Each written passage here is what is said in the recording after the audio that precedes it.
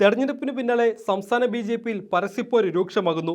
പരസ്പരം പോരുവിളിയും അധിക്ഷേപവുമായി ബി.ജെ.പി സംസ്ഥാന president K സുരേന്ദ്രനും ചാനൽ ചർച്ചകളിലെ ബി.ജെ.പി അനുകൂല മുഖമായ ശ്രീജിത്ത് പണിക്കരുമാണ് ഏറ്റുമുട്ടുന്നത്. തൃശൂരിൽ സുരേഷ് ഗോപിയെ തോൽപ്പിക്കാൻ സംസ്ഥാന നേതൃത്വം ശ്രമിച്ചുവെന്ന ആരോപണത്തിനായിരുന്നു സുരേന്ദ്രൻ ശ്രീജിത്ത് പണിക്കരെ ഉന്നം വെച്ച് മറുപടി നൽകിയത്. ചാനലിൽ വൈകുന്നേരം വന്നിരിക്കുന്ന നിരീക്ഷകന്മാരായിട്ടുള്ള കള്ളപ്പണിക്കർമാരാണ് സുരേഷ് ഗോപിയെ തോൽപ്പിക്കാൻ സംസ്ഥാന ഘടകം ശ്രമിക്കുന്നുവെന്ന് ആരോപിക്കുന്നതെന്ന് സുരേന്ദ്രൻ പറഞ്ഞു. സുരേന്ദ്രന്റെ പ്രതികരണം വന്നപാടെ സോഷ്യൽ മീഡിയയിൽ ബി.ജെ.പി പ്രവർത്തകർ ചേരിതിരിഞ്ഞ് പോർവിളി തുടങ്ങി. പിന്നാലെ മറുപടിയുമായി ശ്രീജിത്ത് പണിക്കരെത്തി. സുരേന്ദ്രന്റെ മകന്റെ കള്ളനിയമനം, കുഴൽപ്പണം, തുപ്പൽ വിവാദം, ഗണപതി വട്ടം സ്ഥലപ്പേര് വിവാദം, ഇതിലൊക്കെ സുരേന്ദ്രനെ താൻ തള്ളിപ്പറഞ്ഞതിന്റെ കലിപ്പുണ്ടാകുമെന്ന് ശ്രീജിത്ത് പണിക്കർ ഫേസ്ബുക്ക് പോസ്റ്റിൽ പ്രതികരിച്ചു.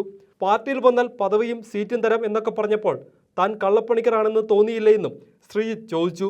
സുരേന്ദ്രനെ സോഷ്യൽ മീഡിയയിൽ ട്രോൾ ചെയ്യുന്ന ഉള്ളിയുടെ ചിത്രം കൂടി ഉൾപ്പെടുത്തിയാണ് ശ്രീജിത്ത് പണിക്കരുടെ പരിഹാസം.